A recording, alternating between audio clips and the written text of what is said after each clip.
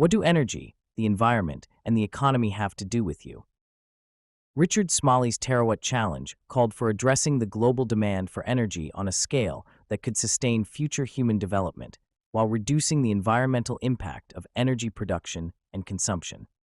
Smalley, a Nobel laureate in chemistry, presented this challenge in the early 2000s, emphasizing the need to generate vast amounts of clean, affordable energy to meet the demands of a growing population and rising living standards worldwide. He believed energy is the most important issue we face, and that solving the energy problem was central to tackling major global issues like water, food, the environment, poverty, terrorism and war, disease, education, democracy, and population growth. Essentially a short list of the United Nations' 17 Sustainable Development Goals adopted in 2015, 10 years after Smalley's Terawatt Challenge was issued. He argued that technological innovation was key to making renewable energy sources like solar and wind more cost-effective and scalable, and recognized that continued reliance on fossil fuels would worsen climate change and pollution, underscoring the need for a transition to clean energy. Smalley estimated that by the middle of the 21st century, the world would require 10 to 30 terawatts of clean energy to accommodate population growth, reduce dependence on fossil fuels, and improve living standards, especially in developing countries. He advocated for the development of renewable energy sources like solar, wind, and possibly nuclear fusion to achieve the terawatt-scale power generation needed to sustain a population of potentially 10 billion by 2050.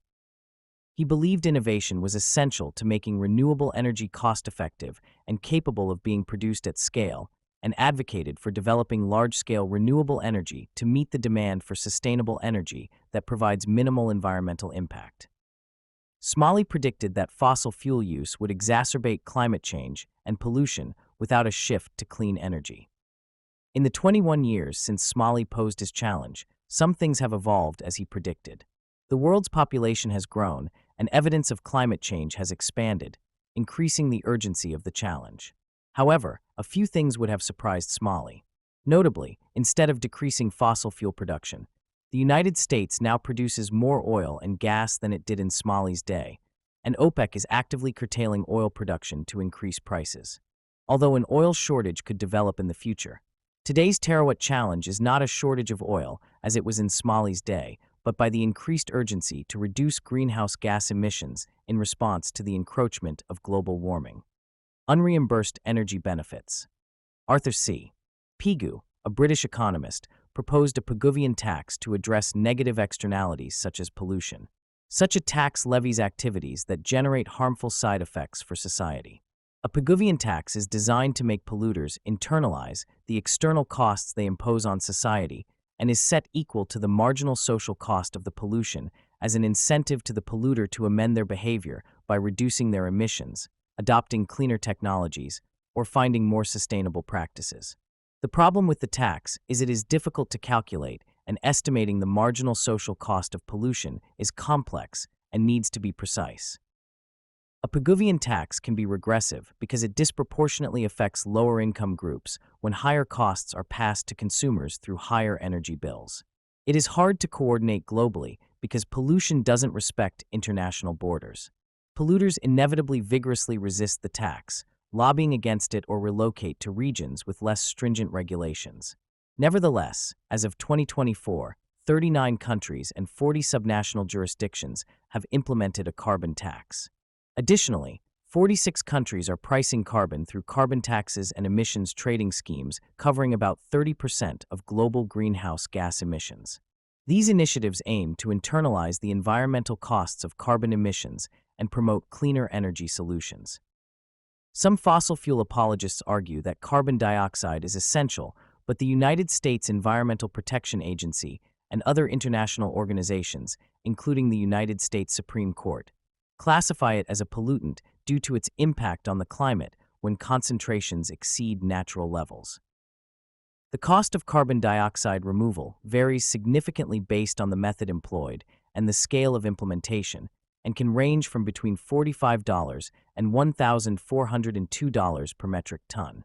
Although purchasers of removal credits expect prices to decline as efficiency, productivity, and volumes increase, 67% still expect to pay $101 to $500 per ton in 2050. As of March 21, 2005, the carbon dioxide level in the Earth's atmosphere was 429 parts per million, the highest level in at least 3 million years. James Hansen has consistently advocated for a safe level of atmospheric carbon dioxide of about 350 parts per million. 1 part per million in the atmosphere equals 2.1 gigatons of carbon, which equals 7.8 gigatons of carbon dioxide. But about 55% of carbon dioxide emissions are absorbed by the land and ocean, so 1 part per million of emissions reduction would be 17.3 gigatons of carbon dioxide. Assuming a best-case scenario of $101 per ton of carbon dioxide by 2050, it would cost 429 parts per million minus 350 parts per million, for a total of 79 parts per million times 17.3 gigatons of carbon dioxide times a billion times $101, would be $130 trillion or $5 trillion a year to attain Hansen's safe level. All else being equal, this is how much energy prices would need to rise to achieve Hansen's goal, which given the current global economic circumstance is highly unlikely. The opposite of a Pigouvian tax would be a Pigouvian subsidy that encourages activities that generate positive externalities that spill over to society, but are not fully captured by the individual or entity performing the activity. Renewable energy generation reduces greenhouse gas emissions and increases social well-being. Therefore, it is basically a Pigouvian subsidy. Wind and solar energy can reduce the reliance on fossil fuels and mitigate climate change. But these renewable sources do little for the greatest environmental risks associated with climate change, which are sea level rise and storm surge. The thermal coefficient of expansion of the water is 50% less at a depth of 1,000 meters than at the surface. Heat moved to an average depth of 500 meters would therefore provide a fourth of the thermal expansion it would have at the surface. And that heat is unable to melt ice caps, which is the longer-term threat from sea level rise. Heat moved beneath the surface is also unable to generate tropical storms or make them more destructive. According to the World Economic Forum, rising sea levels could cost as much as $5.5 trillion this century. And the current annual global economic losses from tropical storms are estimated to be $26 billion currently and are projected to be twice that by the end of the century. Instead of increasing energy prices by $5 trillion a year to remove carbon dioxide, at full capacity, thermodynamic geoengineering absorbs about 4.3 gigatons of carbon dioxide per year from the atmosphere by cooling the surface. At 1 billion tons times $101 a ton times 4.3 gigatons of carbon dioxide, this would be a $434.3 billion yearly saving at no added cost beyond that of the energy that is already cost competitive with wind and solar.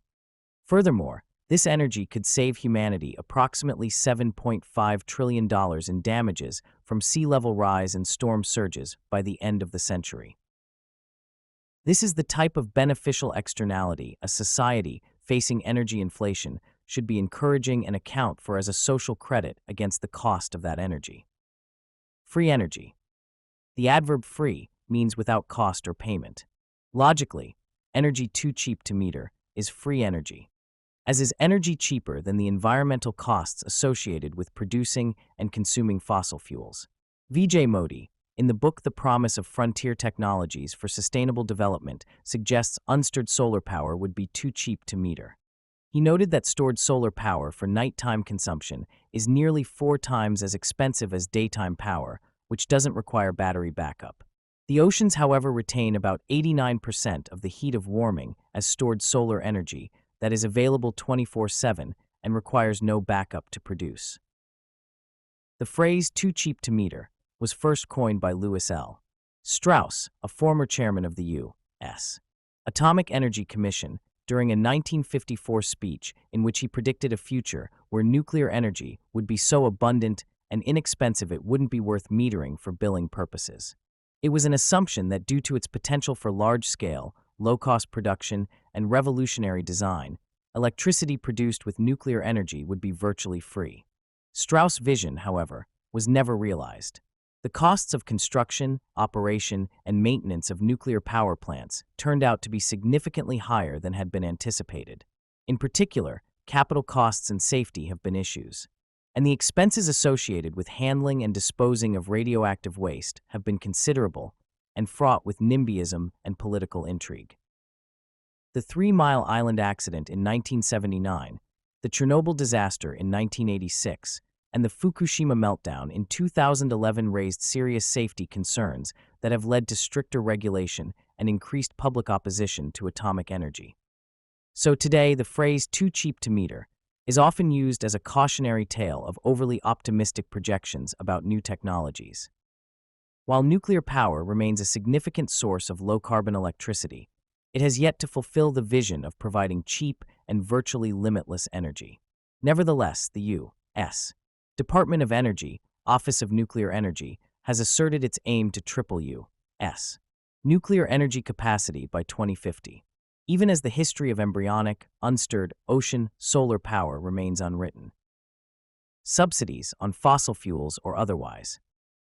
The International Monetary Fund has underscored the point that fossil fuel subsidies and underpricing of environmental costs have significant adverse effects on the environment and public health. It is estimated these subsidies reached a record $7 trillion in 2022, with the vast majority being implicit subsidies reflecting the unaccounted for environmental damages. By failing to price these damages, governments have passively encouraged continuance of fossil fuel use. Subsidies by their very nature increase costs, are inflationary, and are the antithesis of free energy. Eliminating fossil fuel subsidies and introducing more accurate energy pricing could reduce global carbon dioxide emissions by approximately 43% by the year 2030. Fossil fuel subsidy reform would be a powerful tool for lowering emissions and helping to finance a renewable energy transition. And such investments could cut premature deaths from air pollution by half by 2040. Implementing such changes, however, is politically fraught because increased energy costs disproportionately affect low-income families. As a solution, the Coalition of Finance Ministers for Climate Action recommend a portion of the revenue associated with removing fossil fuel subsidies would ease the energy transition with support for vulnerable households and energy-intensive and trade-exposed firms. Reforming fossil fuel subsidies has the potential to generate significant revenue, up to $4.4 trillion annually on a global scale. But such funding could instead be redirected toward sustainable development goals, renewable energy projects, and public health initiatives, or could be utilized to produce energy that is cheaper than the existing $7 trillion fossil fuel subsidy, thereby creating energy legitimately too cheap to meter, and therefore free energy, that could be used to support vulnerable households and energy-intensive and trade-exposed companies. Milton Friedman, an influential economist, is well known for his perspective on the concept of free, particularly concerning government programs and economic policies.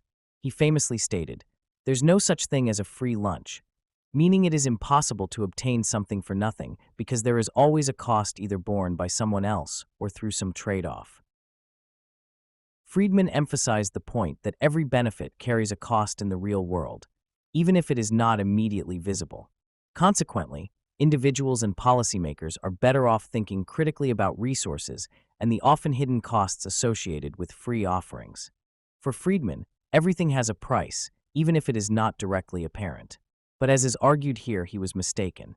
Energy too cheap to meter can provide free lunches for billions of individuals around the planet. Energy, whether free or otherwise, exists in various forms, each linked to different physical processes. Kinetic energy, for instance, is the energy of motion and depends on an object's mass and velocity.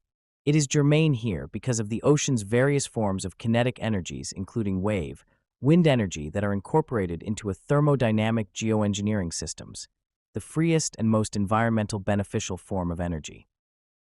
These kinetic energies, along with photovoltaic solar cells, provide the impetus for a thermodynamic geoengineering system to move water through its heat exchangers.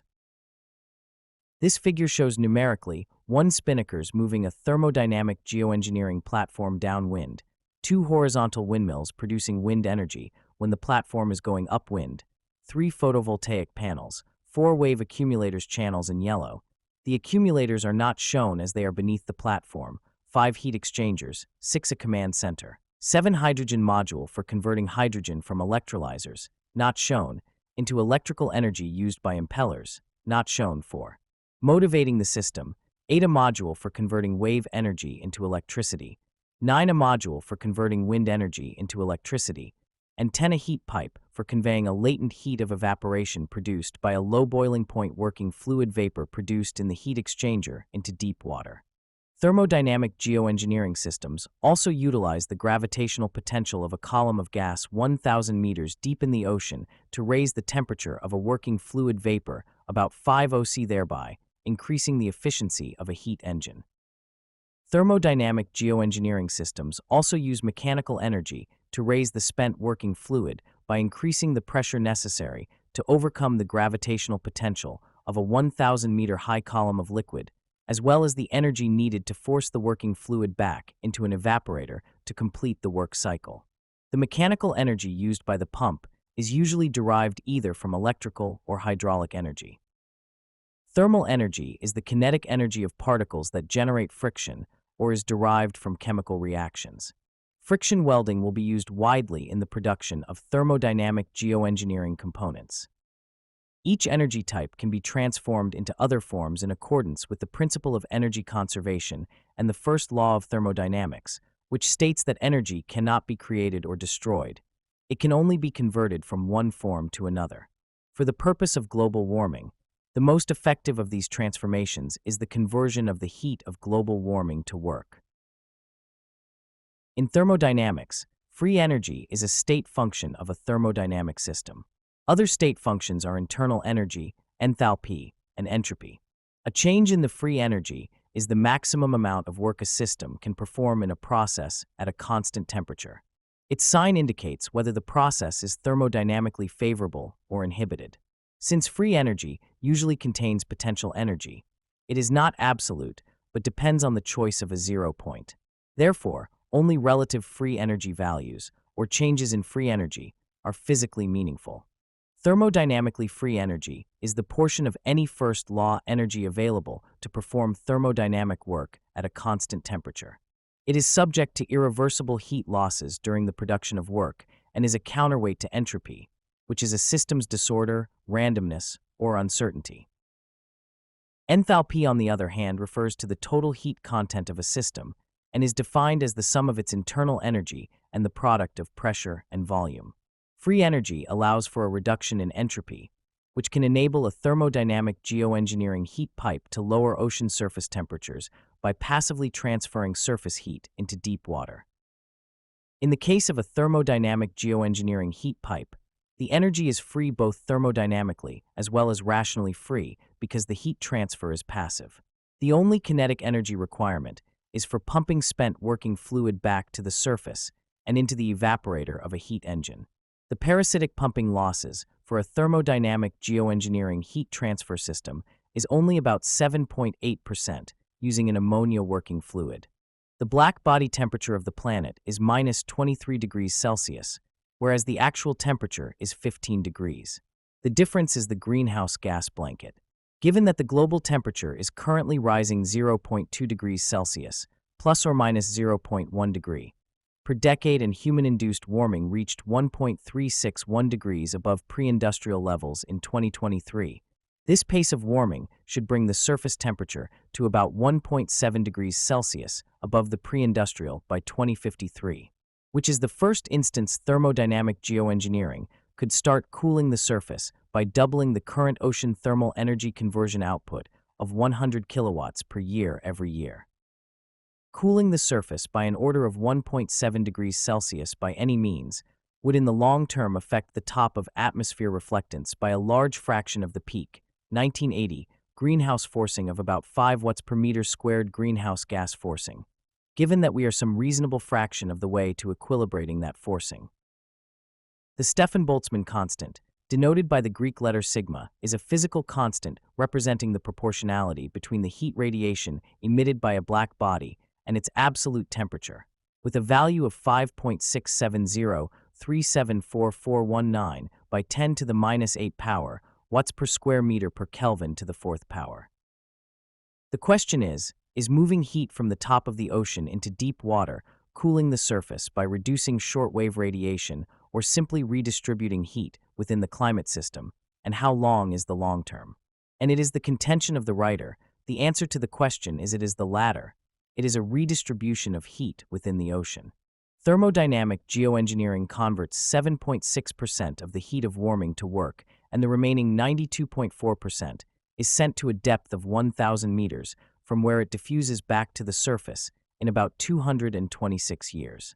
As soon as the original heat resurfaces, the heat conversion process is repeated, in total 12 more times over a span of approximately 2,950 years. Consequently, the annual temperature increase would be about 0.0006 degrees Celsius per year. Additionally, since these years would experience zero emissions and therefore climate respite, the greenhouse gas blanket would diminish as atmospheric carbon dioxide is absorbed by the oceans, forests, and the ground. The waste heat from thermodynamic geoengineering heat conversions would therefore be harmlessly dissipated into space.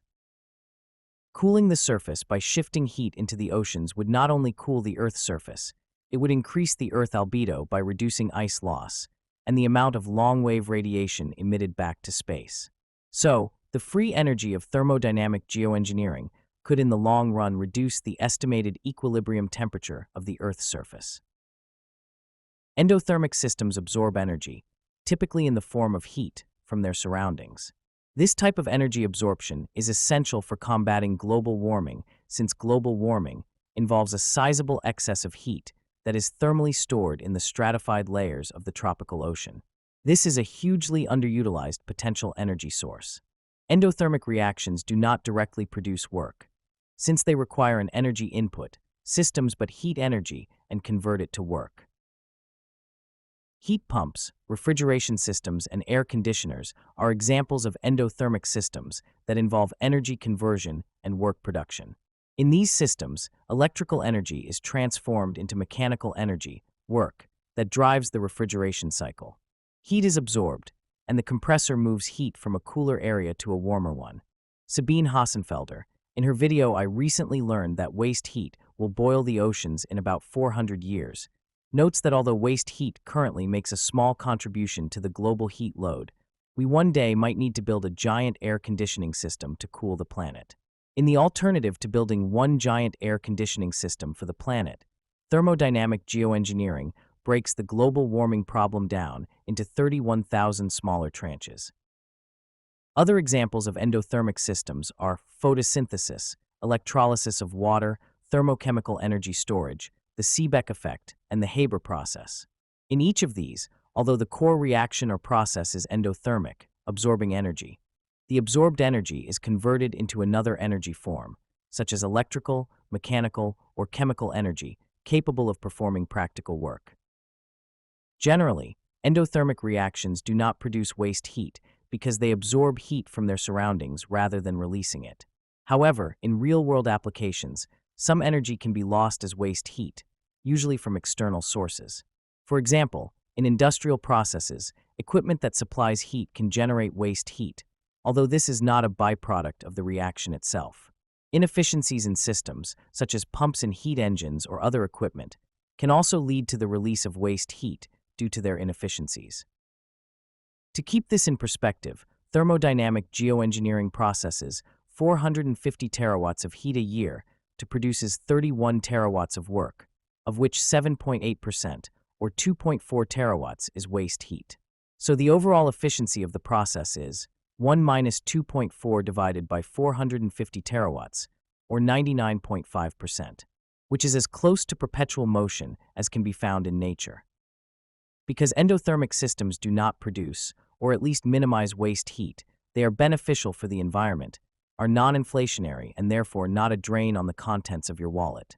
Exothermic systems release energy into their surroundings usually in the form of heat, but also as light, electricity, or sound, and are the opposite of endothermic systems. They have negative enthalpy, meaning the energy content of the products is less than that of the reactants. They are usually, but not always, spontaneous, meaning they occur without needing continuous energy input. Examples of exothermic reactions are fission, fusion, combustion, respiration, acid and base neutralization, and the formation of chemical bonds, all of which release heat as a byproduct, adding to the thermal burden of a warming planet, which in turn increases global temperatures, disrupts ecosystems, raises sea levels, intensifies extreme weather events, and increase ocean acidification. Wasted energy refers to the percentage of energy that does not produce useful work and varies significantly based on the energy source, technology, and end-use application. On a global scale, approximately 72% of primary energy production is lost during conversion, transmission, and usage, leaving only 28% of primary energy available for useful applications.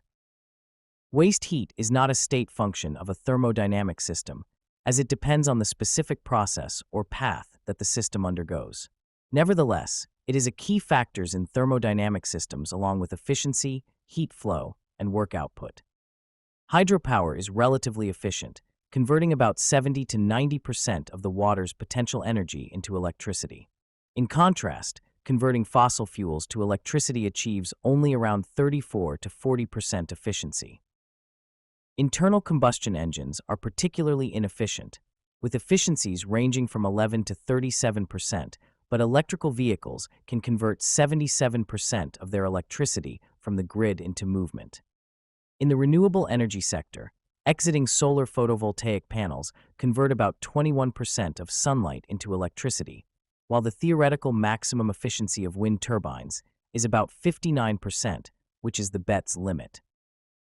In the United States, the average wind capacity factor is 37%. Unlike other forms of energy, renewable energy is useful from the outset rather than as a conversion of another fuel. However, a drawback of most renewables is their intermittency, which necessitates expensive energy storage systems that require metals that can be both difficult and environmentally challenging to extract. Energy-intensive industries, such as steel and cement production, typically operate with efficiencies around 50 to 60%. In residential and commercial settings, efficiency can vary significantly depending on insulation, heating and cooling technologies, and appliances. The efficiency of a modern heat pump is measured by its coefficient of performance, which is the ratio of cooling provided to the energy input. In its cooling mode, heat pumps can have a coefficient of performance of around 5 or higher, meaning they can provide 5 times more cooling energy than the electrical energy they consume. In their heating mode, their coefficient of performance is typically lower. When the outside temperature drops, the efficiency of heat pumps decreases because the temperature difference between the inside and outside increases, making it harder to extract heat from the air. At about -8 degrees Celsius, the coefficient of performance of a heat pump even at 1, meaning the heat pump consumes as much energy as the heat it generates. Since thermodynamic geoengineering is always in a cooling mode, it is a highly efficient way of cooling the surface. It is in effect a heat pump for the planet, in part because there is always a lot more cold water in the oceans than hot water, which in the latter case is the principal threat from global warming. In the paper Limits to Economic Growth published in Nature Physics, Thomas Murphy notes that the solar flux of 1,360 watts per square meter is about 4 orders of magnitude smaller than the radiative imbalance associated with climate change, which is estimated at approximately 1 watt per meter squared. Assuming a growth factor of 10 per century, matching the historical energy growth rate of 2.3%, waste heat could equal the global warming imbalance in 100 years, and 300 years after that it would be sufficient to boil the oceans, he says. It is important to note that renewable energy sources like solar, wind, and hydropower, which rely on sunlight, wind movement, or the gravitational pull of the moon, do not contribute to an increase in the radiative imbalance because they are included in the forcing responsible for global temperature rise and are therefore absolutely free energy. The primary energy production lost as waste heat has inflationary implications. It must be replaced to maintain a specific level of work output. The need for additional cooling or heat removal systems due to waste heat can indirectly raise operational expenses in energy-intensive industries, and these costs are most often passed on to consumers. Moreover, waste heat contributes to urban heat islands and global warming, leading to higher expenses related to climate adaptation and public health. Rising temperatures can strain infrastructure, increase the demand for energy for air conditioning, and drive up energy costs. Over time, this can create additional inflationary pressure on energy resources, raising costs in affected regions. If waste heat is not managed efficiently, it can lead to higher energy consumption. For instance, systems like data centers must work harder to maintain performance, which increases demand on the energy grid and raises energy prices. This, in turn, further contributes to inflation in the energy sector. Waste not, want not, is a well-known maxim meaning that if you do not waste resources, you will always have enough of what you need. It emphasizes that careful management and thrift can help prevent shortages and reduce the risk of going without. This adage serves as a reminder that thoughtful usage of resources, such as food, money, energy, or materials, can lead to long-term abundance. This mindset is especially relevant in sustainable practices, where minimizing waste is crucial for preserving a sustainable future, particularly in the public sector where climate policy is developed. On average, governments spend about 37 to 40% of the global GDP. The United Nations Conference on Trade and Development has identified over 1,500 multinational state-owned enterprises and has highlighted their growing role in global markets, both domestically and internationally. In G20 countries, state-owned enterprises control approximately 55% of oil and gas production and 60% of coal production, leading government policies to be skewed in favor of these industries. These state-owned enterprises more often than not prioritize fossil fuel investments over renewable energy, even when their governments have made commitments to climate goals under agreements like the Paris Accord. Regulatory capture by the fossil fuel industry significantly impacts international governance, as evidenced by fossil fuel companies exerting influence over national policies and protocols in countries heavily reliant on fossil fuels. Subsidies reflect regulatory capture and remain prevalent despite global efforts to phase them out. They not only distort energy markets, they also underline industry's entrenchment in political decision-making, often driven by lobbying and campaign financing. While efforts at reforming subsidies are ongoing, they remain ubiquitous. Political resistance to removing fossil fuel subsidies persist, particularly in countries where fossil fuels are a major source of state revenue or where consumer subsidies are viewed as essential for social stability. The issue of subsidies looms large over industry lobbying for carbon dioxide removal deployment, even as the same industry have for decades lobbied to delay climate action and a transition to alternative energy sources. And currently they are seeking billions for carbon dioxide removal as part of their net zero strategies, which will allow them to claim they are addressing climate change without making significant reductions in fossil fuel production. By positioning themselves as leaders in carbon removal, these entities hope to improve their public image and deflect criticism, shifting the narrative from being part of the climate problem to being part of the solution, which is patently greenwashing. Some argue direct capture technology could prolong fossil fuel consumption for many more decades, while others believe the immediate priority should be cutting greenhouse gas emissions by abandoning fossil fuels and by reducing current and future emissions. As indicated above, a reduction in atmospheric carbon dioxide levels to 350 parts per million by 2050 through carbon dioxide removal would cost approximately $5 trillion per year. This expenditure is improbable given the current inflationary environment and the level of deficit spending governments have already undertaken. Furthermore, surface cooling, which is extremely cost-effective, can achieve a better environmental outcome than carbon dioxide removal. Free, stored, solar energy would replace greenhouse gas-emitting energy sources with a zero-emission alternatives, which not only halts emissions but also cools the surface, which, in turn, increases the solubility of carbon dioxide in ocean water. Whereas global warming produces the off-gassing of carbon dioxide and oxygen from the oceans to the atmosphere, cooling the tropical ocean's surface would reverse that process. Global warming is widely considered one of the most significant challenges of the 21st century due to its extensive and interconnected impacts on the environment, economy, and society. Its economic cost is substantial and intersects with issues such as food security, water scarcity, public health, geopolitical stability, climate-driven migration, and resource scarcity, which can exacerbate global conflicts and inequality. Unlike many other challenges, global warming involves processes that may be irreversible over human timescales, such as the collapse of ice sheets and the loss of coral reefs. Addressing the problem will require transitioning to renewable energy, potentially carbon capture technologies, and funding adaptation efforts in vulnerable regions, which are tasks that demand unprecedented global cooperation that will test humanity's ability to work together and adapt in the face of a potentially existential threat. Some propose a new Manhattan Project to combat global warming, referencing the massive effort undertaken to develop the atomic bomb. That project cost approximately $2 billion in the 1940s, which would amount to around $30 billion today when adjusted for inflation. However, the total cost of World War II for the United States alone was about $4 trillion, or about 40% of its GDP, which would equate to about $14 trillion today, highlighting the much larger effort needed to address global warming. Unlike the Manhattan Project, which was primarily an American initiative, tackling global warming demands participation and coordination among many countries, especially in the sharing of technology and financial resources.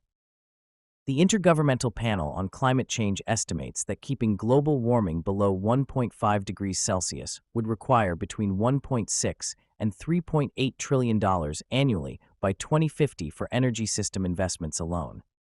According to the International Energy Agency, achieving net zero emissions by 2050 would require around another $4 trillion annually in clean energy investment by 2030, a total of around $100 trillion over the next 3 decades. Carbon dioxide removal technologies, e.g. direct air capture, could cost anywhere from $100 to $600 per ton of carbon dioxide removed, would add trillions more depending on how extensively they are deployed. The United Nations Environment Program estimates that adaptation costs in developing countries alone could reach $140 to $300 billion annually by 2030, and up to $500 billion annually by 2050 if emissions are not significantly reduced. But the economic costs of inaction are even higher.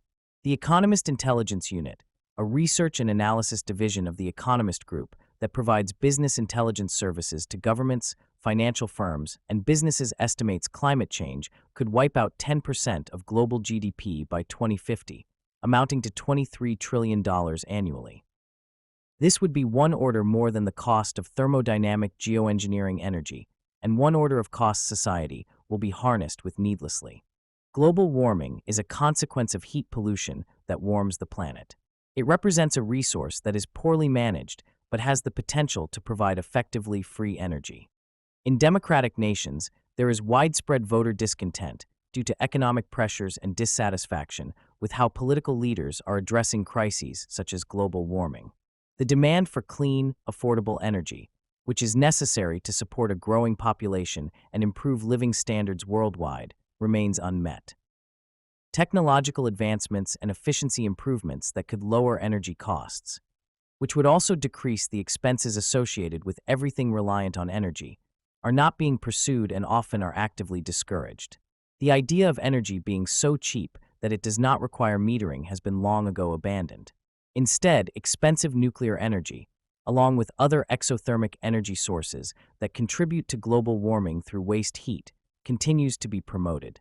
Meanwhile, more abundant and environmentally friendlier energy sources that are also cheaper than the cost of burning fossil fuels, and therefore are legitimately too cheap to meter, are conveniently overlooked. Free energy refers to the thermodynamic state in which the maximum amount of work can be extracted from a system at a constant temperature. Global warming, by its nature, represents a significant excess of energy that can be converted into work, with the resulting ersatz waste heat being directed into deep water where it can subsequently diffuse back to the surface where it can be recycled. While waste heat is a common byproduct of most thermodynamic processes, renewable sources of energy, particularly those that harness solar power, do not contribute to the increase of the global radiative imbalance. The 60 to 70% of existing primary energy sources that ends up as waste heat is inflationary and therefore is the bane of politicians seeking to be re-elected. The palliative for their predicament is the embryonic, unstirred solar power of the tropical seas.